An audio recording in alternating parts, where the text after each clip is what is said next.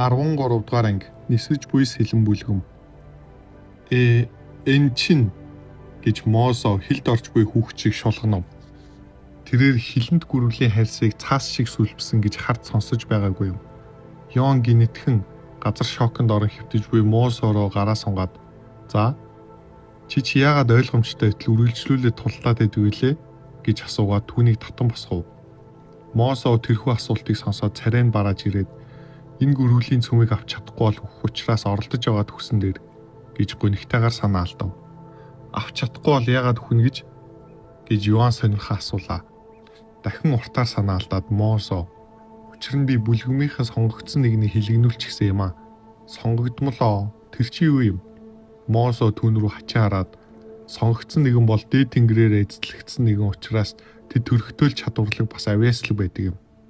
Тэнгэрээр эзэслэгдсэн гинэ гэд толгоогоо тохиод "Тэгэхээр ийм хүнийг уурлуулсан байх нэ. Тэгээд чи яачихсан юм? Нүдэн дээр нэцэг ихийг нь хөнөөчихөө юу?" Мосо толгоо хүчтэй сэгсрээд "Үгүй. Би ердөөл номын ихчээ эргүүлсэн юм. Тэр ч бас түүнийг сонирхдаг учраас миний үйлдэл түүнийг уурлуулсан хэрэг. Тэд болцож байгаа юм уу?" "Үгүй. Яандаа" гэж Йоан нүрээ алгадаад "Тэгэхээр чи төрүүлээд сэтгэлээ илчилсэн учраас тэр чамайг алах гээд байгаа юм уу? Чиний тэр номын ах чи ямар гэж ир хүн юм бэ?" Мосо тэр үгэнд нь гайхширч "Гэхдээ тийм зүйлс хаасайгүй болж байдаг." Йоан хилэнд гүрвлийн цогцыг хараад "Чамд энэ хэрэгтэй үстэй" гэж заав. "Тийм ээ. Чи яв." Мосо түүн рүү харан гайхав. Энэ гүрвлийн цөм шавнаар байтугай бүлгмийн наснууд хүртэл нүд унагадаг зүйл хатал анх уулзсан хүндээ өгч байна гэж үү? "Үнэхээр үү?" гэд Мосо амандаа бовтноод "Гэхдээ чи алсан шүү дээ. Тэгвэл би өөрөө авлаа" гэж цогц руу алхаж эхлэв. Тэрийг Мосо харчгаад сандран "Үгүй надад өгөөч. Нисэж буй сэлэн бүлгмийн Мосо би чамд бүх насаараа өртөө болог. Йоан ах үнэхээр сайн сэтгэлтэй юм аа. Өөр хүн байсан бол өөрөө авчихсан байгаа" гэж Шиохо амандаа бовтнаад Мосо Йоанд сүгдэн мөргөж байгааг хараад зогсно. Хэрвээ ачтан тань ямар нэгэн хэрэг болвол Мосо би үг дуугүй биелүүлэх болно гэж Мосо чангаар хэлэх ба нүдний булангаас нь нулимс урсаж харагдана. Ийм байдалд орж үзээгүй Йоан яхаа мэдлэхгүй битгий санаа зов.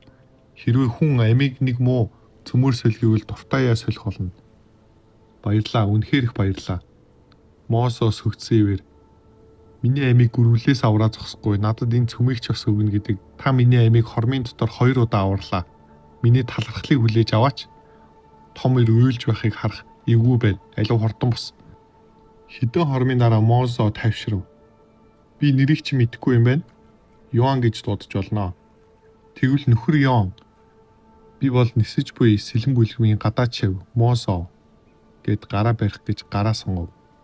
"Нисэж буй сэлмээ? Ингээд бүлгэм гэж юу илээ?"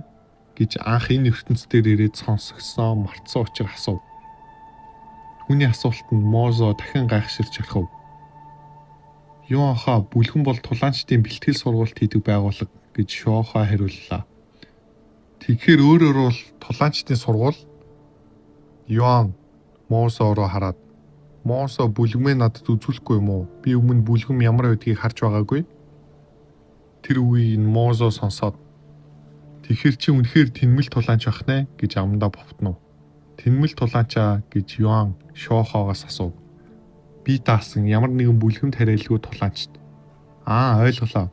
"Гэхдээ яагаад чи тэгтлээ цочирдсан харагдаад байгаа юм?" гэж Мосо руу хараад асуув. Нөхөр Йоан 9-р түвшний сүнслэг шав гэдгийг харж байна. Гэвч энэ хилэнд гүрвлийг 3-р түвшний сүнслэг дайчид хүртэл алах гэж зовдөг хатал чи амархан алчихсан. Тэр юу гэсэн бэ гэвэл Йоан ямар нэгэн бүлгмийн дэмжлэггүй хийм хүчтэй байх учиргүй гэх гэсэн юм гэж Шиохо хажуунаас нь орж ирэв. Шиохо гайхширсан Мосог хараад "Йоан бол онцгой нэгэн.